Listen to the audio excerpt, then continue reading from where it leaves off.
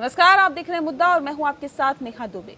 देश में corona virus के मामले तेजी से बढ़ रहे हैं। कोरोना वायरस संक्रमितों की कुल संख्या 1 लाख के पार पहुंच गई है।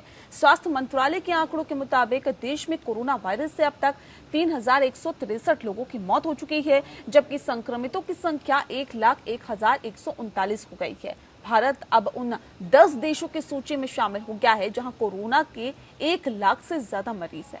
हालांकि इन देशों ने बड़े स्तर पर टेस्टिंग की है, जबकि भारत में इन देशों के मुकाबले टेस्टिंग दर सबसे कम रही है। और अब जब लॉकडाउन 4 के दौरान बाजार खुल रहे हैं, फैक्ट्रियां शुरू हो रही है, ऑफिसों में कामकाज शुरू हो रहा है, तो ऐसे में जरूरी है कि देश में टेस्टिंग की दर को बढ़ाया जाए। कोरोना वायरस के मरीजों का पता लगाने और बीमारी पर काबू पाने का एकमात्र तरीका इसकी टेस्टिंग ही है। एक रिपोर्ट देखिए।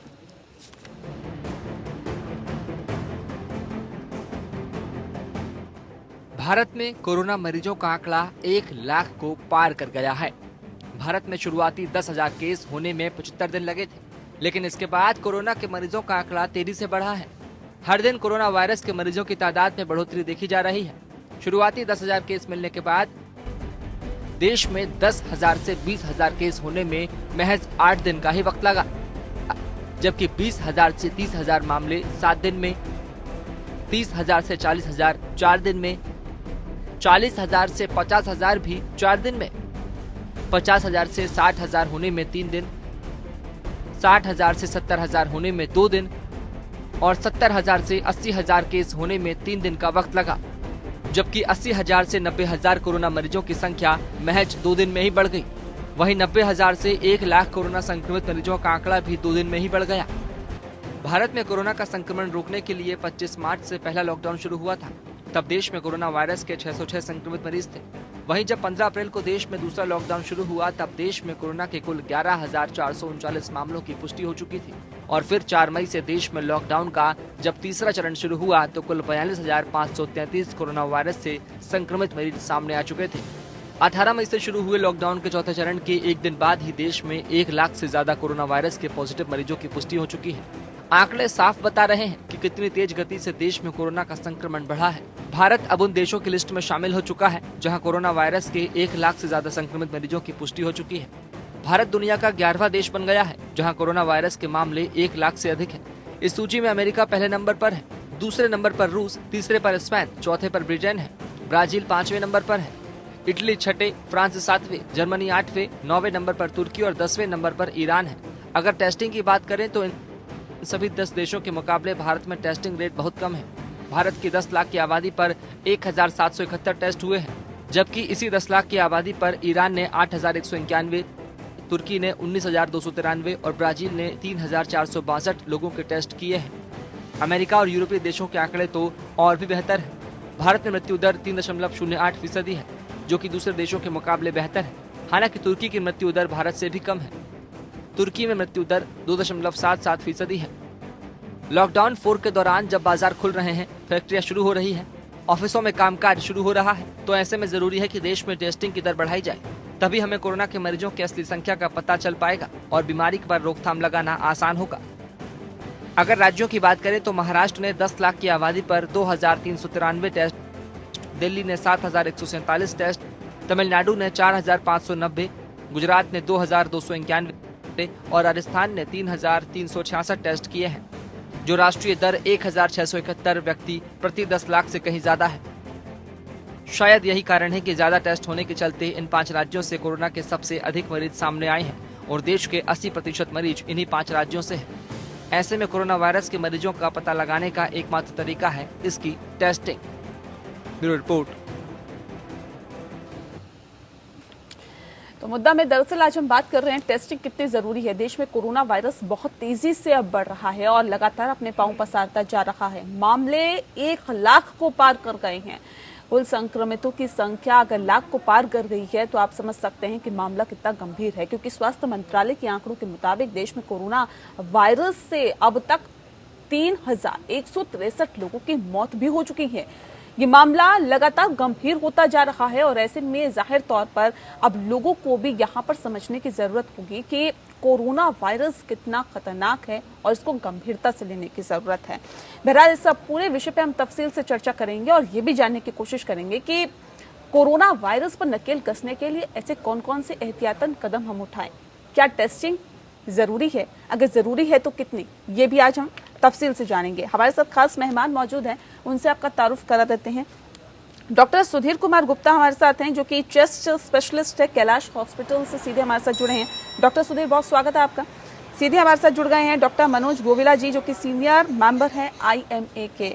डॉक्टर मनोज, आपका भी बहुत स्वागत है। सबसे पहला सवाल मेरा डॉक्टर मनोज आपसे ही है, क्योंकि जाहिर तौर पर जिस हिसाब से हम देखें कि कोरोना वायरस लगातार बढ़ता जा रहा है, लगातार संक्रमितों की संख्या में इजाफा हो रहा है, लेकिन ऐसे में टेस्टिंग कितनी महत्वपूर्ण है?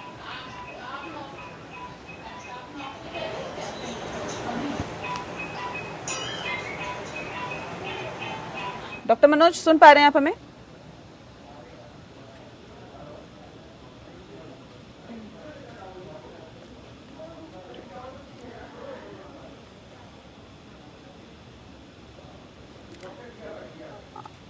डॉक्टर मनोज, क्या आपको हमारी आवाज मिल पा रही है?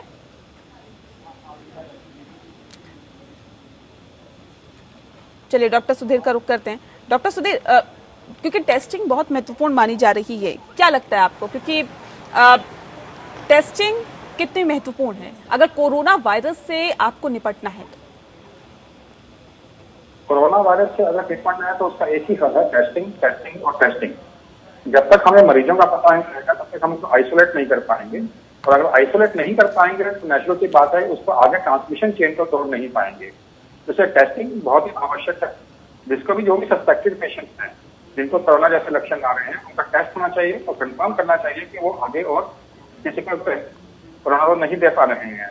अगर नेगेटिव है बहुत अच्छी बात है। प्राइमरी कॉन्टैक्ट, सेकेंडरी कॉन्टैक्ट, सबकी टेस्टिंग होनी चाहिए ताकि चेन को जितनी जल्दी आइडेंटिफाई किया जा सके और जितनी जल्दी तोड़ा जा सके, और जितनी चेन छोटी होगी उतना ही अच्छा रहेगा। तो ये कुछ टेस्टिंग से ही संभव है, बिना टेस्ट के संभव नहीं है।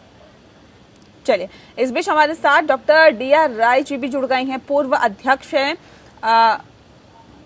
IMA के। बहुत स्वागत है आपका। डॉक्टर KK अग्रवाल जी भी हमारे साथ जुड़ गए हैं, पूर्व अध्यक्ष IMA के। आपका भी बहुत स्वागत है। लेकिन अभी सवाल जो मेरा है वो DR राय जी से है। डॉक्टर DR राय जी, सवाल इस बात को लेकर भी है क्योंकि टेस्टिंग को वाकई बहुत महत्वपूर्ण माना जा रहा है। ट्रैकिंग कितनी महत्वपूर्ण है इस बीच? देखिए मेरे, जब तक आप टेस्टिंग और ट्रेसिंग नहीं करेंगे तो आपको एग्जैक्ट आंकड़ा कोरोना के बारे में कुछ भी नहीं मिलेगा।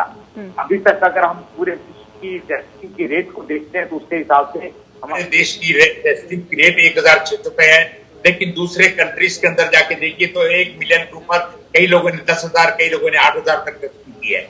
आज देखिए जिस प्रकार से हमारी टेस्टिंग बढ़ने लगी, पिछले एक हफ्ते या पिछले 10 दिन का अगर डाटा उठा के देखिए, जब हमारी टेस्टिंग 90,000, 80,000, 1 लाख पे पहुंची तो हमारे मरीजों की संख्या भी रोज की तरह बढ़ने लगी। और अब आने वाले वक्त के अंदर अगर हमने टेस्टिंग करके आइसोलेट नहीं किया, ट्रेस नहीं किया, तो ऐसा ना हो कि हम ये सोचे कि सारे के सारे लोग हमारे बिल्कुल ठीक हो चुके हैं या एसिम्प्टोमेटिक है, अचानक दोबारा एक तरह का बम्बार्डिंग ना हो जाए।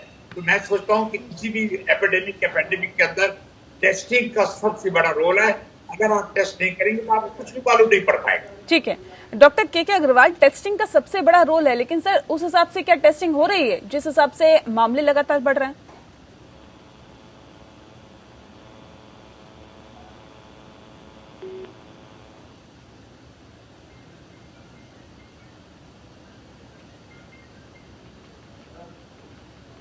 चलिए डॉक्टर अग्रवाल के पास भी हम जाएंगे, लेकिन इससे पहले रुक करते हैं डॉक्टर मनोज गोविला का।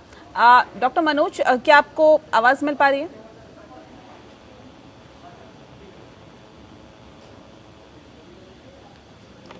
चलिए, आवाज नहीं पहुंच पा रही, कुछ टेक्निकल इशू है, लेकिन खास मेहमान हमारे साथ लगातार जुड़े हुए हैं। डॉक्टर सुधीर, क्योंकि जिस बात का जिक्र अभी कर रहे थे डॉक्टर DR राय, कह रहे थे टेस्टिंग बहुत महत्वपूर्ण है, लेकिन क्या वाकई उस हिसाब से टेस्टिंग हो पा रही है जिस हिसाब से मामले बढ़ रहे हैं?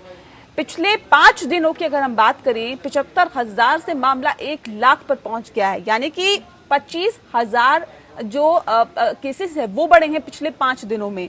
क्या वाकई उस हिसाब से टेस्टिंग हो रही है जिस हिसाब से मामले बढ़ रहे हैं, क्योंकि 25,000 तो टेस्टिंग में निकल के सामने आए हैं। न जाने ऐसे कितने और लोग घूम रहे होंगे जिनकी टेस्टिंग अभी तक हुई नहीं है। टेस्टिंग बहुत ही इंपॉर्टेंट है। बिना टेस्टिंग के कोरोना के मरीज को आइडेंटिफाई करना बहुत मुश्किल है। हमारे पास भी बहुत सारे पेशेंट आते हैं जो उनको सर्दी, खांसी, बुखार है, लेकिन टेस्टिंग में कोरोना निकलता है या नहीं निकलता, वो टेस्ट के बाद ही पता लगता है। और ऐसे जब तक टेस्ट नहीं होगा तब तक हमें पता नहीं रहेगा कि उसका टेस्ट हो पा रहा है, उस कोरोना का मरीज है या नहीं है। बिल्कुल, टेस्टिंग से ही, बिल्कुल ये टेस्टिंग से ही क्लियर हो पाएगा कि कोरोना संक्रमित व्यक्ति है या नहीं है। हाँ जी, और पिछले कुछ दिनों का आंकड़ा देखें तो देखिए रोज 90,000 95,000 टेस्ट हो रहे हैं, और उसके बाबत हमारे पास रोज 4,000 से लेकर 5,000 तक के बीच में मरीज आइडेंटिफाई हो रहे हैं। और अभी आईसीएमआर का लक्ष्य है कि अभी जैसे हर्षवर्धन जी का भी बयान आया था कि अभी हमारी कैपेसिटी 1 लाख तक हो गई है, 1 लाख टेस्ट पर डे हम कर सकते हैं। और आगे जो इसका विचार है वो ये है कि ऑन द टैप मतलब ऑन डिमांड ये टेस्टिंग हो जाए, इतनी कैपेसिटी अपने को बढ़ानी है। लेकिन फिलहाल ये कैपेसिटी में यूटिलाइजेशन में नहीं दिखती कि 1 लाख तक हम टेस्ट नहीं कर पा रहे हैं अभी। और जैसे ही टेस्ट होंगे मुझे उम्मीद है कि जो छिपे हुए केस हैं वो भी सामने आएंगे और तब हमें एग्जैक्ट आंकड़ा पता लगेगा। और अभी जिस तरीके से बढ़ रहे हैं केसेस, तो मेरे हिसाब से टेस्टिंग अभी और बढ़नी चाहिए। ठीक है, एक सवाल यहाँ पर डॉक्टर DR राय आपसे है, क्योंकि जाहिर तौर पे टेस्टिंग बहुत महत्वपूर्ण है। अगर डॉक्टर हर्षवर्धन ये कहते हैं, जो कि स्वास्थ्य मंत्री हैं, कि तकरीबन 1 लाख टेस्टिंग हम रोजाना कर रहे हैं, सर क्या ये काफी है? सवाल इस बात को लेकर है, क्योंकि अगर हम देश की जनसंख्या की बात करें तो अगर पूरी जनसंख्या की टेस्टिंग अगर होती है, क्योंकि आजकल तो सिम्टम्स दिख ही नहीं रहे हैं, बिना लक्षणों के आधार पर ही आपको टेस्ट करने पड़ेंगे, और अगर हम पूरी जनसंख्या का टेस्ट करते हैं तो 1 लाख अगर आप टेस्टिंग कर रहे हैं तब भी 35 से 37 साल लग जाएंगे सर। और क्या आपको लगता है कि 1 लाख टेस्टिंग अगर हम दिन में कर रहे हैं तो काफी है? नहीं, आपने बहुत अच्छी बात पूछी। वाकई में बड़ा ही क्रिटिकल सवाल होता है। जिस वक्त कहीं पर महामारी फैल जाती है तो उस प्रकार पूरे देश की टेस्टिंग करना नेक्स्ट टू इम्पॉसिबल हो जाता है, बहुत मुश्किल होता है। और हमारे देश की जनसंख्या 135 करोड़ को देखते हुए अगर हम करें, वाकई हमारे 15-20 साल उसी में लग जाएंगे। लेकिन जिस वक्त हमारे कुछ पेशेंट को इस प्रकार से यहाँ पर कि प्रकोप बढ़ जाता है, हमें एट रैंडम करके हजार टेस्ट करके मालूम पड़ जाता है कि इस लोकेलिटी के अंदर कुछ पेशेंट हैं या नहीं है। आज की तारीख के अंदर आप देखिए जिस प्रकार से हमारे मजदूर भाई पलायन कर रहे हैं एक शहर से दूसरे शहर के अंदर, पता नहीं वो संक्रमित हैं या नहीं है। हर कोई ये मान के चलता है वो संक्रमित नहीं है, वो अपने गांव में जाएंगे संक्रमित, क्योंकि उनका टेस्ट नहीं हुआ है। अगर उनका कुछ आइसोलेशन भी करना बहुत जरूरी है, तभी हम ये पता कर पाएंगे कि ये जाके कम से कम किसी और को मरीज नहीं बनाएंगे।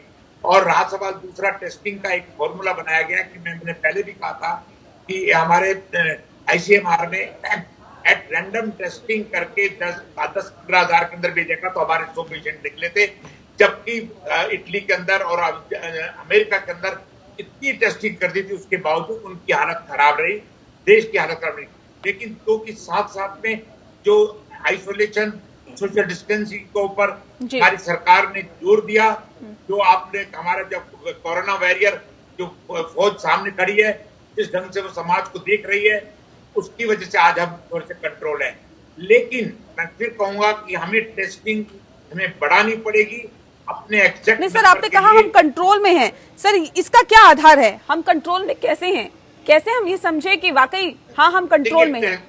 कंट्रोल का मेरा कहने का सिर्फ मतलब ये था कि 30 जनवरी को हमारे पास एक केस था, 30 जनवरी को हमारे इटली के अंदर भी एक ही केस था। उन लोगों ने इतने टेस्ट कर दिए, 1 मिलियन के ऊपर 7,000-8,000 केस के, और हमारे उस वक्त आए थे 800 केस। लेकिन सोशल डिस्टेंस। सर आप मुझे बताइए कि अगर 75,000 केस के बाद अगर ये 25,000 का जो आंकड़ा है पिछले 5 दिनों में बढ़ जाता है, तो क्या हम उस स्थिति में हैं कि हम कहें कि हाँ भाई हाँ हम तो वाकई में कंट्रोल में हैं? क्या हम उस स्थिति में हैं?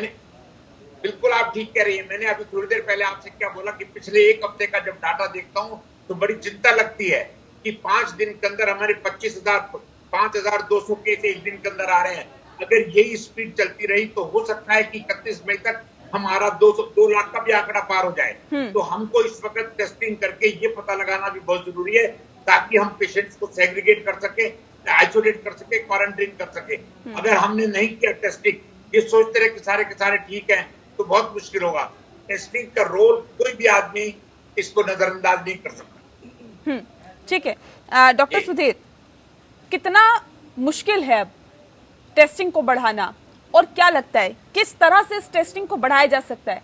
हालांकि अगर हम 1 लाख टेस्टिंग दिन भर में कर रहे हैं, एक दिन में कर रहे हैं, तब भी ये देश की जनसंख्या के हिसाब से बहुत ज्यादा नहीं है। डॉक्टर सुधीर, टेस्टिंग बढ़ाना इस समय जो हमारे यहाँ पास संसाधन है उसमें थोड़ा मुश्किल काम है। सबसे बड़ा इसमें इशू है किट्स का अवेलेबल होना है। अभी बहुत सारी कंपनियों ने अपने देश में RT-PCR किट्स लानी शुरू कर दी है, जिससे कि आने वाले दिनों में किट्स की कमी जो है वो कमी नहीं रहेगी और किट्स अवेलेबल हो जाएंगी। लेकिन साथ ही साथ अकेले किट्स की बात नहीं है, इसमें वो मशीनें भी चाहिए जिस पर वो किट टेस्ट होगी, और RNA एक्सट्रैक्शन किट्स भी चाहिए, और बहुत सारा सामान चाहिए। सबसे बड़ी बात है ट्रेन टेक्नीशियन चाहिए जो इसके ऊपर काम करेंगे। अभी हमारे पास मशीनों की भी कमी है, हमारी इसलिए कैपेसिटी नहीं बढ़ पाई, मशीनों की कमी है। कुछ ऑटोमेटिक RNA एक्सट्रैक्शन किट्स नहीं है, जिसकी वजह से RNA को मैन्युअली एक्सट्रैक्ट करना पड़ता है और उसमें समय बहुत ज्यादा लगता है।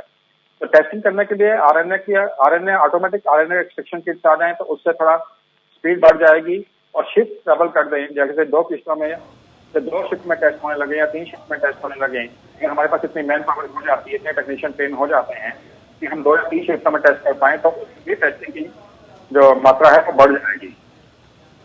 और तीसरी चीज है कि ज्यादा मशीनों का इंस्टॉल करना और उसमें टेस्टिंग होगी। तो उसके लिए जैसे जो टीबी के लिए जो मशीनें यूज हो रही थी उनको भी थोड़े से उसके साथ इसमें टेस्ट में यूज किया जा रहा है, फील्ड में भी यूज किया जा रहा है, लेकिन उसकी कैपेसिटी बहुत कम होती है। तो इस तरह से कई सारी मशीनें यूज करके टेक्नीशियंस को ट्रेन करके मल्टीपल शिफ्ट के साथ और ऑटोमेटिक एक्सट्रैक्शन किट के साथ ये टेस्टिंग नंबर बढ़ाया जा सकता है। ठीक है, बढ़ाया जा सकता है। और भी क्या कुछ तरीके हो सकते हैं टेस्टिंग को बढ़ाने के? डॉक्टर के अग्रवाल से जानते हैं। डॉक्टर के अग्रवाल, जाहिर तौर पे अगर हम देखें तो अभी जो हालात और जो स्थितियां हैं, हम कंट्रोल में हैं, क्या ऐसा कहा जा सकता है? और अगर नहीं कहा जा सकता तो इसके लिए क्या कुछ विकल्प है? देखिए, हमने जो लॉकडाउन है वो तो हमारा उतना सक्सेसफुल नहीं हुआ। The reason being, it only shifted our doubling time from 8 days to 13 days. उसका मतलब है कि आज अगर 13 दिन का डबलिंग टाइम है, 14 हो जाएगा, 15 हो जाएगा, 15 दिन के बाद में 1 लाख के केसेस 2 लाख तो होंगे।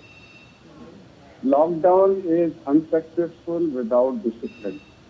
हम हर जगह देख रहे हैं हमारा डिसिप्लिन टूटा, चाहे वो लोगों को शिफ्ट करने पे हो, चाहे कहीं पर भी हो, हमारा डिसिप्लिन नहीं।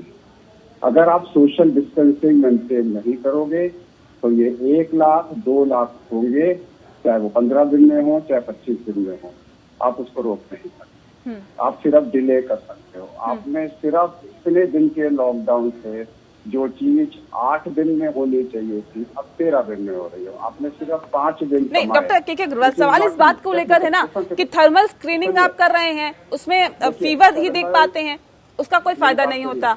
रैपिड टेस्टिंग अब हो नहीं पा रही है, लेकिन सवाल इस बात का है कि जब एक टेस्टिंग ही एकमात्र विकल्प है तो उसको बढ़ाने के लिए क्या कुछ किया जाए? नहीं, टेस्टिंग इसका एकमात्र विकल्प नहीं है। विकल्प एक है, हर आदमी को समझना होगा कि उसको अपने आप को बचाना है। अगर आज की डेट में मेरे को तकलीफ है, अगर मैं तकलीफ को छुपाऊंगा तो छुपा दूंगा। आप मेरे घर में घुस के मेरा टेस्ट नहीं कर सकते। अगर मैं छुपाना चाहूंगा तो मैं क्रोसिन खा के निकल जाऊंगा बुखार के अंदर में। जब तक आपको इंडिविजुअल लेवल पे डिसिप्लिन नहीं लाओगे, अब कितने लोगों का टेस्ट करोगे? आप बोलते हो कि हम 1 लाख हमारे पास कैपेसिटी है, तो एक स्टेट में सिर्फ 3000 लोगों की कैपेसिटी है ना आपके पास में। आपके हेल्थ मिनिस्टर बोलते हैं हम 1 लाख टेस्ट बोल रहे हैं, उसका जोर से बोलते हैं 1 लाख। 1 लाख तो एक सिटी में चाहिए आपको। हमारी 30 स्टेट हैं, एक स्टेट में 3000 की टेस्टिंग है। 3000 से ज्यादा तो आपके पेशेंट्स हैं आपके साथ में जो है।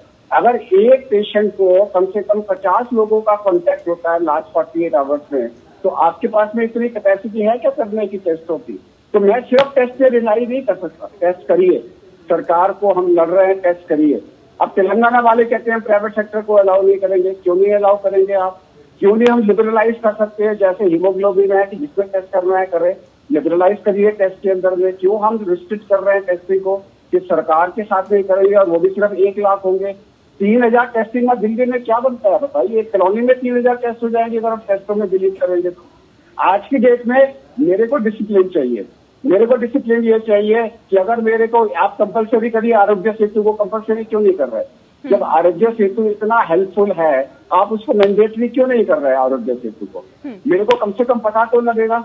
आज मेरे 500 मीटर के अंदर में अगर मेरे नंबर ऑफ केसेस ज्यादा है, I know I need testing, लेकिन अगर मेरे 500 मीटर में मैं बिल्कुल ग्रीन एरिया में हूँ, मैं वहाँ टेस्टिंग वेस्ट क्यों करूँ? मेरे को हाई रिस्क इंडिविजुअल्स को देखिए, और बाकी टेस्टिंग का जो टेस्टिंग करना ही नहीं करना, ये मेरा कौन है एज ए डॉक्टर का, सरकार का नहीं।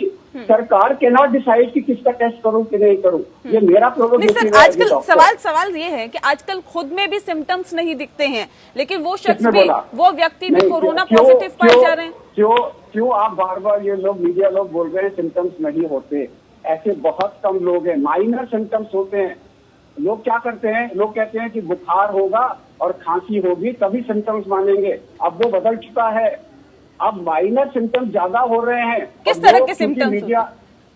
अगर आपको पैर के अंदर में रैश है, हाथ के अंदर में रैश है, आपको डायरिया हो रहा है, गले में खराश है, अगर आपको नेजल स्मेल नहीं आ रही है, आपको ओरल टेस्ट नहीं आ रहा, ये सारे सिम्टम्स हैं। लोग इसको सिम्टम्स नहीं मानते। लोग कहते हैं बुखार तो है नहीं, खांसी तो है नहीं, तो सिम्टम्स नहीं है, इट इज नॉट नेसेसरी।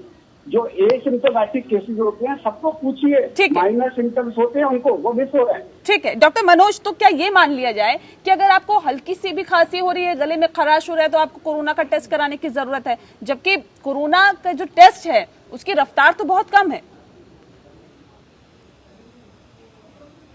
मैंने ये नहीं कहा कि इनका टेस्ट कराओ, मैंने कहा इनको आइसोलेट करो, इनको क्वारंटाइन करो। नहीं सर, ये तो तय होना चाहिए ना कि वाकई क्या आप कोरोना पॉजिटिव है या नहीं है। Where are the testing kits? कहाँ से करोगे आप? जब टेस्टिंग किट ही नहीं है आपके पास में, जब आपके हेल्थ मिनिस्टर कह रहे हैं वही एक सवाल है मेरा, कैपेसिटी है जी जी, नहीं, वो तो फिर सरकार से पूछिए ना। 1 लाख टेस्ट किट में कैसे होगा? मैं तो कह रहा हूँ कि आज के दिन में 1 करोड़ लोगों का 10 दिन में टेस्ट हुआ चाइना में, इसे टेस्टिंग बोलते हैं। हम लड़ाई क्या कर रहे हैं? टेस्टिंग है ही नहीं हमारे पास में। चाइना ने अभी 10 दिन में 1 करोड़ 10 लाख लोगों का टेस्ट किया। क्या हम कर सकते हैं? जब हम नहीं कर सकते तो हम लोग तो आज की डेट में वही करेंगे ना जो मेरे पास में फैसिलिटीज हैं। तो मैं तो क्लिनिकल बेसिस पे ही जाऊंगा ना एज ए डॉक्टर, जब टेस्टिंग है ही नहीं तो मैं क्या को चिल्लाऊं? ठीक है सर। डॉक्टर मनोज, आपसे मेरा सवाल है कि अब हल्का बुखार हो या फिर हल्का खराश हो, तो अमूमन लोगों की ये मानसिकता होती है कि अगर आपको बुखार है तो आप पैरासीटामोल घर पे ले लेते हैं, लेकिन क्या अब वो स्थिति आ गई है? क्योंकि अभी डॉक्टर केके ने कहा कि किस तरह से जो हालात, जो स्थितियां हैं वो बदल रही है। अब ऐसा नहीं है कि आपको तेज बुखार होगा तभी आप ये समझे कि आप कोरोना पॉजिटिव हो सकते हैं, या फिर आपको बहुत ज्यादा खांसी होगी या बहुत तेज अगर आपको जुकाम होगा तब आप ये समझे कि अब आपको कोरोना का टेस्ट कराना है। अब जो हल्के हल्के अगर आपको सिम्टम्स दिख रहे हैं तब भी आप एहतियात के तौर पर कोरोना टेस्ट करा सकते हैं अपना, और आपको कराना चाहिए। नहीं देखिए, ऐसा है कि अब मैं तो बीच में, मुझे नहीं पता कि क्या बातें हुई हैं। मैं ये कहना चाहता हूं कि जो है पहले तो ये देखना चाहिए कि ये संक्रमण हो क्यों रहा है, इतना ज्यादा संख्या क्यों हो रही है, इसकी वजह क्या है। हमको सबसे पहले वजह को करना है, उसके बाद जो है उसको करना है। अभी देखिए रिसेंट बिल्कुल नया ये बात आई है पल्स ऑक्सीमीटर की, 95% ऑक्सीजन का कंसंट्रेशन ब्लड में जनरली नॉर्मल माना गया है, उससे कम जो है वो थोड़ा सा खतरे में आता है। तो अभी जो है पल्स ऑक्सीमीटर और थर्मल स्कैनिंग दोनों होनी चाहिए। उसके अलावा जो है बाकी ये जो जितने सिम्टम्स हैं ये कोरोना के हो भी सकते हैं और नहीं भी हो सकते हैं। अगर इस तरह से अगर थोड़ा बहुत ही खांसी जुकाम बुखार होगा, अगर उस हिसाब से अगर टेस्टिंग होगी तो एक एक्सप्लोजन हो जाएगा। इतना हमारे पास संसाधन नहीं है कि हम इतना ज्यादा वो कर सके। हमें सबसे पहले प्रिवेंशन करना है, सबसे पहले प्रिवेंशन करना है कि ऐसा हो क्यों रहा है। देखिए जितने श्रमिक आ रहे हैं, जितने हमारे कर्मवीर आ रहे हैं, उनके आने का तरीका जो है मैं समझता हूं कि प्रॉपर तरीके से शासन प्रशासन के इतने प्रयत्नों के बावजूद सही तरीके से नहीं हो पा रहा है। अब आप ये देखिए उन्हीं की वजह से जहां नहीं था वहां पर भी हो रहे हैं और ज्यादा हो रहे हैं। दूसरा तरीका ये है कि जो डॉक्टर्स हैं उनको क्या करना है और क्या नहीं करना है इसके बारे में शासन प्रशासन खुद ही कंफ्यूज्ड है। कभी कहता है ये आप इस तरह के गाइडलाइंस करिए, कभी कहता है इस तरह की गाइडलाइंस करिए। किसी तरह का, इसी तरह से चाहे सरकारी हो चाहे प्राइवेट हो, प्रॉपर गाइडलाइंस ही नहीं है, हर बार चेंज होते हैं। देश से, सेंटर से कोई गाइडलाइन आती है, स्टेट में कुछ और हो जाती है और स्टेट से निकलकर डिस्ट्रिक्ट में कुछ और हो जाती है। यूनिफॉर्मिटी नहीं है कहीं पर भी गाइडलाइंस की, कहीं से कोई मॉनिटरिंग नहीं है, कहीं से कोई प्रॉपर फीडबैक नहीं है। मैंने पिछली बार क्वारंटीन सेंटर की बात करी, तब मुख्यमंत्री जी ने क्वारंटीन सेंटर के ऊपर बात हुई। तो ये हमारे जो प्रॉपर फीडबैक्स नहीं है, प्रॉपर ये नहीं है। अब आप बताइए कि श्रमिक वहां से चल रहा है, सेंटर में और स्टेट में एक ही सरकार है, क्यों नहीं वो प्रॉपर तरीके से कि कहां कहां पर रुकेंगे, वहां पर सरकार या पार्टी के कार्यकर्ता वगैरह उनके खाने का करें, सब चीज करें। आदमी को क्या चाहिए? पेट भर खाना मिल जाए, पीने को पानी मिल जाए। अगर वो सब मिल रहा है तो क्यों भागेंगे इधर उधर? ठीक है डॉक्टर के अग्रवाल, सवाल इस बात को लेकर भी है कि जो, ठीक है सर आएंगे, मनोज जी आपके पास आएंगे। डॉक्टर के अग्रवाल, सवाल इस बात का भी है, जो प्रवासी मजदूर एक जगह से दूसरी जगह पहुंच रहे हैं अपने गंतव्य स्थान या फिर अपने घर जाने के लिए, जो परेशान दिखाई दे रही हैं, सरकार का ये दावा है कि थर्मल स्क्रीनिंग पहले हो रही है, उसके बाद ये प्रवासी मजदूरों को एक जगह से दूसरी जगह पे पहुंचाया जा रहा है। क्या सर ये काफी है, या फिर नहीं लगता कि, क्योंकि कई ऐसे मामले सामने आए हैं जो प्रवासी मजदूर मुंबई से आए हैं या फिर किसी और जगह से अपने दूसरे राज्य में जा रहे हैं, वो कोरोना पॉजिटिव पाए गए हैं थर्मल स्क्रीनिंग होने के बावजूद, तो क्या नहीं लगता कि इसके लिए भी कहीं ना कहीं टेस्टिंग का इंतजाम होना चाहिए था? क्योंकि मेरा ये लास्ट क्वेश्चन है, मैं 3 चीजें बोलना चाह रहा हूँ। सबसे पहले, आज की डेट में अगर किसी को, आप इतनी प्रिकॉशंस ले रहे हो, बार बार हाथ धो रहे हो, बार बार मास्क पहन रहे हो, उसके बावजूद भी आपको डायरिया हो रहा है, तो वो अब नॉर्मल है। क्योंकि नॉर्मली हाथ धोने से और पूरी प्रिकॉशंस लेने के बावजूद भी अगर डायरिया हो रहा है तो फिर ये कॉमन डायरिया नहीं। अगर आपको मास्क पहनने के बावजूद भी गला खराब हो रहा है, खांसी हो रही है, जुकाम हो रहा है, तो इसका मतलब है इस वक्त में जो बीमारी फैली हुई है वो कोविड है। तीसरा है, जो लोग जा रहे हैं आप उनसे पहले पूछिए वो जाना क्यों चाहते हैं, वो जाएंगे, आप उनको रोक नहीं सकते। उनका कारण है कि सोशल डिस्टेंसिंग के कारण से, मान लीजिए दिल्ली के मैंने लोगों से बात करी, आप क्यों जाना चाहते हो? वो कहते हैं हमारे सोशल डिस्टेंसिंग के अंदर में हमारे को मकान ही नहीं है, मकान मालिक कहता है खाली करो, यहाँ पे 3 लोग रहेंगे 10 के बदले, और अगर 3 लोग 10 का पेमेंट करेंगे तो वो 3 भी जा रहे हैं सारे के सारे। वो कहते हैं हम खाना खाने के लिए जहाँ जाते हैं उन्होंने पैसे बढ़ा दिए कि सोशल डिस्टेंसिंग है। हम किसी जिसके यहाँ काम करते हैं वो कहते हैं 3 शिफ्टों में काम करेंगे, पहले 1 शिफ्ट में काम करते थे, तो कहते हैं हमारे पास कोई अल्टरनेटिव नहीं है। अगर इनको जाना है तो जाने दीजिए ना, इनको सोशल डिस्टेंसिंग से जाने दीजिए। जहां उतर रहे हैं वहां पे आप इनका 14 दिन का क्वारंटाइन करिए, आप उनको कोहार्ट क्वारंटाइन नहीं करिए, अलग अलग करके उनको रखिए, ये तो जाएंगे ना। अगर आप उनको नहीं जाने दोगे तो ये छुपा के जाएंगे, फीवर की क्रोसिन की गोली लेके जाएंगे, ये तो जाएंगे। तो आप इनको जाने दीजिए, 6 फीट डिस्टेंस के साथ जाने दीजिए। जहां उतरेंगे वहां पर भी 6 फीट डिस्टेंस के साथ में रखें। अगर इनका सिम्टम उभर के आएगा तो वहां उभर के आएगा, तो यहाँ पर भी आएगा। अगर किसी आदमी को आज कोरोना है, अगर वो छुपा के जाएगा तो जाएगा ना, कैसे रोकोगे आप उसको? यही तो इंटरनेशनल फ्लाइट में हमने गलती करी थी कि वहां के लोगों को कहा कि हम थर्मल चेकिंग करेंगे और सारे लोगों को सारा इन्फेक्शन लेके आ गए यहाँ पे। थर्मल चेकिंग कैसे पकड़ में आएगा? उस वक्त में बुखार होगा तो थर्मल चेकिंग पकड़ेगा ना। तो जो पहले स्मगल हो रहा था वैसे ही आपका कोरोना स्मगल होता रहेगा। वहां पे उतरोगे, आपने कहा वहां पे तो थर्मल स्कैनिंग में नॉर्मल था, तो इसको जो है कोहार्ट क्वारंटाइन कर दो, वो बाकी सब लोगों को फैला देगा। कोहार्ट क्वारंटाइन नहीं करना, आप उनको क्वारंटाइन कर लो आइसोलेटेड में, सिंगल लोगों को साथ में रखो, एज वाइज क्वारंटाइन करो। एक छोटा सा सवाल मेरा एक और है आपसे डॉक्टर के अग्रवाल। सवाल इस बात को लेकर है कि अगर सिम्टम्स नहीं दिख रहे हैं या फिर माइनर सिम्टम्स दिख रहे हैं, ठीक है, लेकिन ऐसे में अगर अब कोरोना से बचना है, अगर कोरोना से आपको दूर रहना है, तो टेस्टिंग आपने कहा कि एकमात्र विकल्प नहीं है। क्या विकल्प है सर, क्या किया जाए? मैं तो इस वक्त में एक ही चीज बोल रहा हूँ कि आपको कोरोना है कि नहीं है, फेस टू फेस मीटिंग मत करो। किसी के सामने भी अपने मुंह को उसकी मुंह के 6 फीट के डिस्टेंस में मत लाओ। मास्किंग करो, मास्क पहनो, हाथ में ग्लव पहनो। कोरोना है कि नहीं है फर्क नहीं पड़ता। अगर होगा भी तो भी यही इलाज है, नहीं है तो भी यही इलाज है। अगर किसी को ज्यादा भयानक कोरोना होगा तो इमीडिएटली उसके चारों तरफ लोगों को टेस्ट करो। अगर हल्का कोरोना है आप कुछ नहीं कर सकते।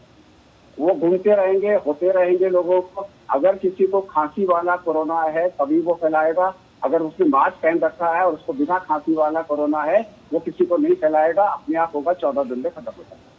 टेस्टिंग करो, मैं मना नहीं कर रहा, बस है कहाँ टेस्टिंग? टेस्टिंग है कहाँ? आप थोड़े दिनों के अंदर में ब्लैक में टेस्टिंग चालू हो जाएगी आपके अंदर में। आज की डेट में टेस्टिंग अवेलेबल नहीं है। जब टेस्टिंग अवेलेबल ही नहीं है, मैं उन्हीं की करूंगा जो कि भयानक है। जो खांसी कर रहा है वो ज्यादा लोगों को फैला रहा है, मैं उसकी टेस्टिंग करूंगा।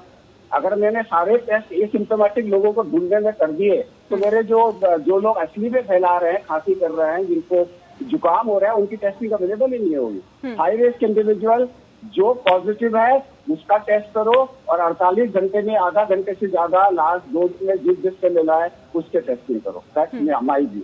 दरअसल मुद्दा में आज हम बात कर रहे हैं टेस्टिंग कितनी महत्वपूर्ण है, टेस्टिंग कितनी जरूरी है और क्या 1 लाख टेस्टिंग होना ये काफी है। खास मेहमान लगातार हमारे साथ जुड़े हुए हैं। डॉक्टर सुधीर, सवाल इस बात को लेकर है कि टेस्टिंग होनी भी जरूरी है, लेकिन सर जिस हिसाब से टेस्टिंग हो रही है, हालांकि जैसे हम बात कर रहे थे कि अगर माइनर सिम्टम्स हो, जैसा कि अभी इससे पहले डॉक्टर के अग्रवाल जी भी कह रहे थे कि माइनर सिम्टम होते हैं, लेकिन अगर ऐसे में भी इंसान क्या कोरोना टेस्ट करवाने चला जाता है, 4500 रुपए का कोरोना टेस्ट है सर, और ऐसे में वो कितना मुश्किल है। क्या नहीं लगता कि इसके फीस में भी कहीं ना कहीं इसके जो प्राइस है उसमें भी कमी करनी चाहिए ताकि हर कोई व्यक्ति की पहुंच में ये कोरोना टेस्ट हो?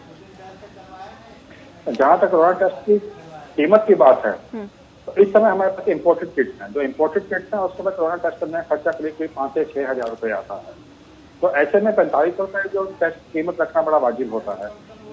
और कोई अफोर्ड नहीं कर सकता तो गवर्नमेंट सेंटर अप्रोच कर सकता है। यदि कोई अफोर्ड नहीं कर सकता, उसके सुप्रीम कोर्ट ने खास तौर से प्रावधान किया है कि जो लोग इससे अफोर्ड नहीं कर सकते उनका टेस्ट फ्री में किया जाए। लेकिन ये कहना कि टेस्ट की कीमत कम हो जाए तो तभी संभव है देश में ही किट्स बनने लगे और किट्स का रेट कम हो जाए, तभी ये टेस्ट की कीमत में कमी आ सकती है। अदरवाइज इससे टेस्ट की कीमत में कमी लाने का मुझे कोई जरिया और दिखाई नहीं देता। ठीक है डॉक्टर DR राय, सवाल इस बात का है कि जब उसकी कीमत में कमी नहीं आएगी तो सर ये आम आदमी की पहुंच से तो बहुत दूर होगा। प्राइवेट में वो जा नहीं सकता, सरकारी में जल्दी से टेस्ट नहीं होगा, हल्के बहुत सिम्टम्स होंगे तो वो तो दूसरों में कोरोना फैलाता रहेगा ना सर, तो इस पे कैसे लगाम लग पाएगी? आपने बिल्कुल ठीक कहा। भी डॉक्टर साहब कह रहे थे कि अगर उसकी कीमत कम कर दी जाएगी तो वो तो कुछ हो जाएगा, लेकिन मैं पूछता हूँ अगर वो साधन ही नहीं होंगे प्राइवेट क्लिनिक पास करने के लिए या उनको परमिशन नहीं दी जाएगी तो वो कहाँ से टेस्ट करेंगे? आज आप देख लीजिए दिल्ली के अंदर हमारे कुछ लेबोरेटरीज को दिया गया है। आप दूसरे स्टेट कैपिटल में चले जाइए, स्टेट कैपिटल में 1 या 2 प्राइवेट लेबोरेटरी को दिया गया है, बाकी सारी गवर्नमेंट की कर रही है। अब टेस्ट की कमी तो वहां पे है, इसमें कोई दो राय नहीं है। और कुछ लेबोरेटरीज करना चाहती हैं तो यहाँ से ICMR की टीम जाकर उनको एग्जामिन करे, उनको परमिट करे, वो अपने आप करेंगे। चेक चीज आ जाती है कि टेस्टिंग के लिए जो सबसे बड़ा फॉर्मूला है TTD का, ट्रेस टेस्ट एंड ट्रीट। आप पहले तो ये देखिए कि ये पेशेंट किसके कांटेक्ट में रहा, उसको ट्रेस कीजिए। अगर वाकई में वो बहुत ही सीरियस लग रहा है तो टेस्ट कर दीजिए, नहीं तो उसको थोड़े टाइम के लिए क्वारंटीन कीजिए। ये मैं इसलिए कह रहा हूँ कि हमारे पास टेस्ट की उपलब्धि नहीं है, हम इतने टेस्ट नहीं कर पा रहे हैं, जो कि सरकार को 2 महीने के अंदर कम से कम इतने इंतजाम कर देने चाहिए थे कि और प्राइवेट हॉस्पिटल को अलाउ कर देते, लैब को अलाउ कर देते या रैपिड टेस्ट को, एंटीबॉडीज का जो टेस्ट है उसको यहाँ पे कराते। जो पहले वहां से चाइना से मंगाए गए किट मंगाए गए वो फेलियर हो गए, गवर्नमेंट ने उसको बैन कर दिया।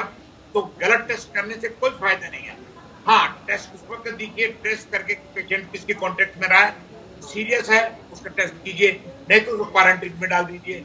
5 दिन के बाद दोबारा देखिए, उसके बाद भी बिल्कुल कोई सिम्टम नहीं आते, 10 दिन के बाद दोबारा एग्जामिन कर लीजिए, कोई सिम्टम नहीं है, कोई टेस्ट करने की जरूरत नहीं है। जब हमारे पास टेस्ट नहीं है, हमको सिस्टम वो बनाना पड़ेगा कि हम पेशेंट की हकीकत के पहुंच सके। जिस वक्त टेस्ट आ जाए तो आप करिए, लेकिन इस वक्त हमारे पास टेस्ट की कंडीशन नहीं है। और मैं सरकार से ये निवेदन करता हूँ कि सेंटर यानी स्टेट लेवल के अंदर प्राइवेट हॉस्पिटल को, जिनके 100-200 बेडेड हॉस्पिटल हैं, जिनकी लैब अच्छी है, उनको आप परमिट कीजिए ताकि वो टेस्ट करने लायक बने और ज्यादा से ज्यादा टेस्ट हो सके, ताकि हम पता लगाएं कि आज देश के अंदर क्या हालत है। ठीक है डॉक्टर मनोज गोविला, सवाल इस बात को भी लेकर है कि जब हम सैकड़ों टेस्ट से लाख के टेस्ट पे पहुंच सकते हैं और लगातार टेस्टों में इजाफा कर सकते हैं, तो क्या नहीं लगता कि आने वाले वक्त में हमें इस टेस्टिंग की जो संख्या है वो और ज्यादा यहाँ पर बढ़ाने की जरूरत हो जाएगी जनसंख्या के हिसाब से? क्योंकि अगर एक लैब थी और उसके बाद तमाम जो लैब बनाई गई है, अब लगातार टेस्टिंग हो रही है, जिसकी वजह से अब ये भी साफ हो पा रहा है कि कितने कोरोना संक्रमित मरीजों की संख्या हो गई है, तो क्या ऐसे में अगर और ज्यादा टेस्टिंग लैब बन जाती है, टेस्टिंग किट होती है, तो क्या नहीं लगता कि इस पर काफी हद तक काबू पाया जा सकता है? नहीं, टेस्टिंग के तो फैसिलिटीज और संख्या तो सरकार को बढ़ानी ही पड़ेगी। बहुत ही जरूरी है, क्योंकि ये संख्या कम होने वाली नहीं है, ये बढ़ती ही जाएगी। लेकिन जो सबसे ज्यादा हमारे फायदे की चीज है, जो हमको हमारे लिए एक उत्साहवर्धक है, कि हमारी जो डेथ रेट है वो कंट्रोल्ड है और जो रिकवरी रेट है वो 50% से ऊपर है। ये संख्या बढ़ेगी तो इसके लिए टेस्टिंग की फैसिलिटीज को इनको बढ़ानी पड़ेंगी, और अगर सरकारी उसमें नहीं है तो प्राइवेट में करनी पड़ेंगी, और उसको सब्सिडाइज करना पड़ेगा और ज्यादा, और या फिर उनको निःशुल्क करना पड़ेगा। ये सरकार जब तक नहीं करेगी तब तक फैसिलिटी टेस्टिंग की नहीं बढ़ेंगी। आखिर सरकारी सुविधाएं, सरकारी अस्पताल और अपग्रेडेशन लेबोरेटरीज का सरकार के लिए ज्यादा खर्चीला होगा। ठीक है, तो मेरे हिसाब से सरकार को टेस्टिंग फैसिलिटी तो बढ़ानी ही पड़ेगी। ठीक है डॉक्टर सुधीर, सवाल इस बात का है क्या अभी सरकार की व्यवस्थाओं में कुछ ढिलाई देखने के लिए मिल रही है? क्योंकि टेस्टिंग की बहुत ज्यादा व्यवस्था नहीं है, महज 1 लाख टेस्टिंग ही दिन भर में हो पा रही है, जिसकी वजह से ट्रैकिंग पर भी बहुत ज्यादा फोकस सरकार नहीं कर पा रही है या प्रशासन नहीं कर पा रहा है। अगर एक कोरोना संक्रमित मरीज मिलता है तो उसकी ट्रैकिंग करने पर 10 लोग और कहीं ना कहीं या 50 लोग और उसके कांटेक्ट में आए होते हैं, उसको भी कहीं ना कहीं अब ढिलाई के साथ देखा जा रहा है। क्या ऐसा नहीं लगता? ज्यादा टेस्टिंग की बात है, एक करीब 1,90,000, 80,000, 90,000, 1 लाख तक की टेस्टिंग, कम टेस्टिंग की मात्रा नहीं है। टेस्टिंग बहुत ज्यादा हो रही है, और यदि हम दुनिया भर के आंकड़े देखें तो प्रतिदिन होने वाले टेस्ट में से लगभग जो ज्यादा आंकड़ों वाले देशों में से भारत एक है। 1 लाख टेस्टिंग बहुत कम लोग, इतना कैपेसिटी है कि जिसमें 1 लाख तक कर पाए। बाकी लोगों की जनसंख्या कम है, देशों की जनसंख्या कम है, तो हमें लगता है कि प्रति 10 लाख के पीछे उन्होंने टेस्टिंग बहुत ज्यादा कर ली है, लेकिन हमारी जनसंख्या बहुत ज्यादा है। तो ऐसे में जरूरी हो जाता है कि हम टारगेटेड टेस्टिंग करें, और टारगेटेड टेस्टिंग करके जो सस्पेक्टेड पेशेंट्स है, जो उनके प्राइमरी कॉन्टैक्ट है, उनकी टेस्टिंग करें। अगर प्राइमरी कॉन्टैक्ट पॉजिटिव आते हैं तो ही सेकेंडरी कॉन्टैक्ट से टेस्टिंग करने का कुछ अर्थ बनता है। लेकिन सर अभी तो ये भी देखा जा रहा है ना कि अगर प्राइमरी कांटेक्ट में अगर आप देखते हैं तो अगर उनके अंदर भी सिम्टम्स होते हैं तभी उनका टेस्ट किया जाता है। लेकिन सवाल इस बात को भी लेकर उठ रहा है डॉक्टर DR राय कि सिम्टम्स तो बहुत मेजर और बहुत माइनर हो रहे हैं, तो ऐसे में ऐसे सिम्टम्स जो कि इंसान इग्नोर भी करता है, ये तो ह्यूमन नेचर है कि अगर हमें हल्का फीवर होता है या फिर हल्के गले में खराश होती है तो इंसान इग्नोर ही करता है, या गर्म पानी पीकर सोचता है कि अब ठीक हो जाएगी गले में खराश। लेकिन ऐसे में क्या नहीं लगता कि ये अब आने वाले वक्त में और ज्यादा चिंता का विषय बन सकता है? नहीं, आपने बिल्कुल ठीक कहा। ICMR के क्लियर गाइडलाइंस के लिए छोटे मोटे जब तबीयत खराब होती है तो कभी टेस्ट की तरफ नहीं जाता, डॉक्टर के पास भी नहीं जाता। जो अभी डॉक्टर साहब बात कर रहे थे, हम ट्रैकिंग की बात कर रहे हैं, ये तो बहुत ही प्रिंसिपल की बात है कि अगर कोई आदमी किसी के कॉन्टेक्ट में आया है, उसको माइनर एग्जामिन करके अगर सिम्टम्स नहीं है उसको आइसोलेशन कर दिया जाए। 5 दिन के बाद दोबारा उसको रिव्यू कीजिए और उसके कॉन्टेक्ट को देखिए, वो किस किस आदमी के कॉन्टेक्ट में आया तो उनको भी आइसोलेट कीजिए। क्योंकि मैं कहूं कि आप सबको अगर टेस्ट करेंगे तो आपका टेस्ट तो है ही ना। जैसे अब डॉक्टर साहब भी कह रहे हैं, मैं भी बार बार कह रहा हूं कि हमें टेस्ट की संख्या बढ़ानी पड़ेगी अगर हमको एग्जैक्ट पोजीशन जाननी है तो। लेकिन सरकार ने अभी तक आप देखिए 2 महीने बीत गए हैं, कई प्राइवेट अस्पताल करने को तैयार है, उनको टेस्ट की परमिशन नहीं दी जा रही, प्राइसेस घटाने की बात नहीं हो रही है। रैपिड टेस्ट का जो एंटीबॉडीज का टेस्ट था उसका किट खराब निकला, तो बीच में हमारे पास ये खबर थी कि साउथ कोरिया से टेस्टिंग के उसके किट आ रहे हैं, लेकिन आप पता नहीं कब आएंगे, किस वक्त आएंगे। तो ये है, लेकिन इसके बावजूद हमको जो डैमेज कंट्रोल करना है, आज जो सबसे बड़ी समस्या हो गई है हमारे मजदूर भाइयों की पलायन की। आज बड़े शहर के अंदर उनको सुविधा मिल सकती है, लेकिन अगर गांव में पहुंच के अगर उनको क्वारंटीन नहीं किया गया और वो घर में जाके अपने 50 आदमियों को और संक्रमित कर देंगे, तब हमारी देश के अंदर क्या हालत होगी, हमको उसकी तरफ भी ध्यान देना है। 2 महीने से सरकार जानती है, केंद्र सरकार जानती है, राज्य सरकार जानती है कि हम मजदूरों का पलायन नहीं रोक पाएंगे, तो पलायन नहीं जो रोक पा रहे तो उसका इंतजाम 2 महीने के अंदर कर देना चाहिए था कि भाई तुम सिस्टम से एक बिहार के कैंडिडेट जितने हैं हम 1 हफ्ते के अंदर सबको यहाँ से ट्रांसपोर्ट कर रहे हैं, यूपी के हम सबको ट्रांसपोर्ट कर रहे हैं, तो ये सिस्टम बनाया जा सकता था। ठीक है, मैं कहता हूँ ये कहीं ना कोई चूक 100% चूक हुई है। ठीक नहीं है। तो हर किसी बॉर्डर पे जाके आप देख लीजिए, आज हमारी बहनें सर के ऊपर ट्रंक रखा हुआ है, पीछे बच्चे को बांध रखा है और ट्रॉली खींच के चली बिल्कुल, जा रही है। हालात बहुत ज्यादा खराब है। डॉक्टर मनोज गोविला, ठीक है सर, डॉक्टर मनोज गोविला, सवाल इस बात को लेकर भी है कि अभी तो सर लॉकडाउन है देश में, और इससे पहले आपने देखा कि किस तरह से लॉकडाउन था, लोगों के घर से बाहर निकलना बंद था, कामकाज पर जाना बंद था, मार्केट पूरी तरह से बंद कर रखी थी, बस जरूरत का सामान मिल रहा था। धीरे धीरे इसमें छूट देने की कोशिश की जा रही है और दी भी गई है। अब लोग अपने कामकाज पर लौट रहे हैं, लेकिन ऐसे में सवाल इस बात को लेकर है कि जिस तरह से छूट दी जा रही है, क्या उस तरह से अगर टेस्टिंग की संख्या नहीं बढ़ी तो ये आने वाले वक्त में कितनी बड़ी चुनौती और कितनी बड़ी सरदर्दी सरकार के लिए हो सकती है? क्योंकि 1 लाख टेस्टिंग होना ये तो जनसंख्या के हिसाब से काफी नहीं है। तकरीबन कितनी टेस्टिंग रोजाना होनी चाहिए ताकि इस स्थिति से कहीं ना कहीं इस डर से बाहर निकला जा सके? देखिए, ऐसा है कि लॉकडाउन का तो खुलना निहायत जरूरी है। हमारा जो भी औद्योगिक और हमारे इकोनॉमी की रिकवरी के लिए बहुत जरूरी है। अब आप ये देखिए कि ये एकदम से संख्या क्यों बढ़ी, इसकी वजह देखिए। वजह इसलिए है क्योंकि ये जो लोग आए पहले, अब आप ये देखिए, पहले जो, इसका एक छोटा सा एग्जाम्पल दूं, इसको अदरवाइज अगर ना लिया जाए, दिल्ली में एक जगह कुछ लोग इकट्ठा थे, वो पूरे देश में फैले, इसलिए कोरोना फैला। ये बात हुई थी। अब आप ये देखिए, पूरे देश में जगह जगह से प्रवासी आ रहे हैं, कोरोना फैला। अब आप ये देखिए, जो कोरोना फैला और जो आप सिम्टम्स की बात कर रहे हैं, कहीं ऐसा तो नहीं कि संख्या को दबाने के लिए वहां पर जो भी तैनात है कर्मचारी वगैरह अधिकारी, वो उनको जाने दे रहे हैं कि संख्या ना बढ़ जाए? ऐसा तो नहीं हो रहा। कहीं ऐसा तो नहीं कि ये लोग जो वहां से लोग आ रहे हैं चुपके से भाग जा रहे हैं, क्वारंटीन की हालत खराब है, वहां पर उनको खाने को ठीक से नहीं मिल रहा है, जो भी मैंने पहले भी कहा था। तो ये जो शासन और प्रशासन का जो मिसमैच है या उनका जो फीडबैक नहीं है, रियल टाइम फीडबैक नहीं है, इसमें सारी पार्टी को मिलकर और प्लस सरकार को मिलकर पैरेलल एक वो मतलब इस तरह का पैनल बनाना चाहिए कि उनको रियल टाइम वहां पर क्या चल रहा है बताएं। अगर एक आदमी गलत बता रहा है तो 4 लोग और खड़े हैं वो सही बताने के लिए।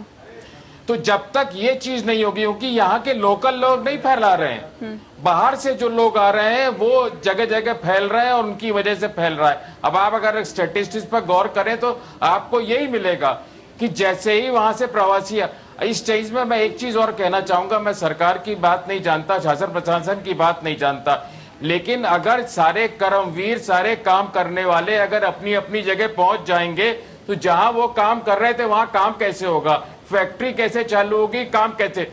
जब सरकारें थी जहां के रहने वाले हैं और जहां पर हैं, दोनों का समन्वय होकर अधिकारी मंत्री लोग वहां जाकर उनको जो है खाना पीना वहां मुहैया कराते हो, क्यों? सवाल मेरा ये था, सवाल मेरा ये था, सुनिए सर, सुनिए, सवाल मेरा ये था, तकरीबन कितनी टेस्टिंग रोजाना होनी चाहिए कि हम सोचे कि हाँ, अगर किसी भी शख्स में कोई भी सिम्टम्स दिखाई दे रहे हैं तो कहीं वो जाके अगर अपना टेस्ट करवाना चाहे तो वो करवा सकता है? क्योंकि देश की जनसंख्या के हिसाब से क्या आपको लगता है कितनी टेस्टिंग रोजाना होनी चाहिए? तब हम ये समझेंगे कि हाँ, अब हम कोरोना को कंट्रोल करने की स्थिति में आ गए हैं, क्योंकि यहाँ पर टेस्टिंग की जो संख्या है वो ज्यादा है। कितने टेस्टिंग होनी चाहिए सर रोजाना? नहीं, देखिए, ये जितने भी अगर सिम्टम्स जो भी हैं और जो भी थर्मल स्कैनिंग और अब पल्स ऑक्सीमीटर की स्कैनिंग से जो भी उस कैटेगरी में आते, आईसीएमआर के गाइडलाइंस के हिसाब से जो कैटेगरी में आते, उनकी टेस्टिंग होनी चाहिए। शासन प्रशासन और आवाम दोनों को मिलकर एक साथ कार्य करना होगा इस चीज के लिए। एक दूसरे को ऊपर विश्वास करना होगा, आवाम को शासन के ऊपर विश्वास, शासन को आवाम के ऊपर विश्वास करना होगा। लेकिन ये चीज मुझे लगता है कि विश्वास में, तालमेल में कहीं ना कहीं कमी है। इसलिए जो टेस्टिंग है, टेस्टिंग कई चीजें जबरदस्ती हो रही है। आप देखिए, ज्यादातर आप देखेंगे वॉलंटरी टेस्टिंग बहुत कम है, जबरदस्ती करिए टेस्टिंग है। जब तक ये अंदर से इच्छा नहीं जागृत होगी, अंदर से नहीं होगा, तब तक ये नहीं है। आप देखिए, हमेशा प्रेस में सब जगह आ रहा है, कहीं ये समस्या है, कहीं वो। क्यों है ये? हमारे पैसे की कोई कमी नहीं है, हमारे पास संसाधन की कोई कमी नहीं है। सरकार के पास कई डिपार्टमेंट्स बंद पड़े हुए हैं, उनके यहाँ कम कामकाज हो रहा है, उनका मैन पावर है, सब है। लेकिन अब आप ये देखिए, कहीं पर कोई कह रहा है हमारे पास पीपी किट नहीं है, कोई कह रहा है मास्क नहीं है, कोई कैसे, ये सब क्या है? पैसा खर्च हो रहा है, सामान आ रहा है, लेकिन लोगों तक नहीं पहुंच रहा। ठीक है डॉक्टर सुधीर, सवाल ये भी है क्योंकि टेस्टिंग हो रही है और ये कोशिश लगातार की जा रही है कि ज्यादा से ज्यादा टेस्टिंग हो, ये अलग चीज है, लेकिन डॉक्टर्स की ये भी शिकायत है कि उनके पास जरूरी उपकरण भी मुहैया नहीं कराए जा रहे हैं, जिससे कि वो खुद भी संक्रमित हो रहे हैं और ऐसा खतरा लगातार बना हुआ है। ये शिकायत देखिए, जैसे नहीं, डॉक्टर सुधीर से सवाल है मेरा सर। ये शिकायत देखी जा रही है कि डॉक्टर, कई जगह डॉक्टर स्टाफ ये शिकायत कर रहे हैं कि हमारे पास प्रॉपर पीपीई किट्स नहीं है या प्रॉपर इंस्ट्रूमेंट्स नहीं दिए जा रहे हैं, प्रॉपर डिस्टेंसिंग मेंटेन नहीं कर पा रहे हैं, जो ओवर बर्डन है। डेफिनेटली कहीं ना कहीं ये चूक है, और जहाँ पे चूक होगी या पीपीई ब्रीच होगी, वहाँ पे इन्फेक्शन का खतरा भी बढ़ जाएगा, संक्रमण का खतरा भी बढ़ जाएगा। और यदि डॉक्टर स्टाफ और ये पैरामेडिक्स ही अगर क्वारंटाइन में चले जाएंगे तो मरीजों का इलाज कौन करेगा? तो इस बात पर गंभीर चर्चा का विषय है, और इसका सिर्फ चर्चा ही नहीं बल्कि इसके ऊपर गंभीर रूप से कार्य करने की भी आवश्यकता है, ताकि किसी को पीपीई किट की कमी महसूस ना हो और ये लोग सेफ रहें और जनता की सेवा करते रहें।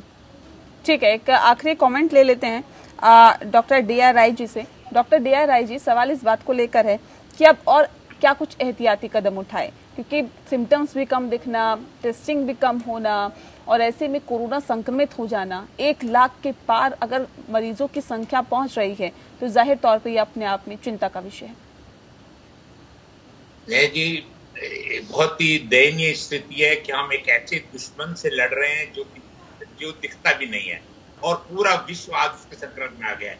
इतनी हमारी आपस में इतनी ज्यादा हमने पब्लिसिटी करके इतने ज्ञानवर्धक भी बातें की, सबको सेंसिटाइज भी किया, लेकिन मैं एक बात और भी कहूंगा, जब तक कि हम खुद सेल्फ डिसिप्लिन में नहीं आएंगे, सेल्फ डिसिप्लिन में हर इंसान नहीं आएगा, हम इस कोरोना से नहीं लड़ पाएंगे।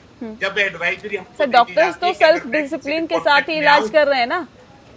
हाँ, वो भी कोरोना संक्रमित हो रहे हैं। तो मेरे को जाके सरकार को बताना चाहिए कि ये है और ये 10 आदमी के साथ आए, इमीडिएटली उसका ट्रेसिंग भी हो जाएगी, टेस्टिंग भी हो जाएगी।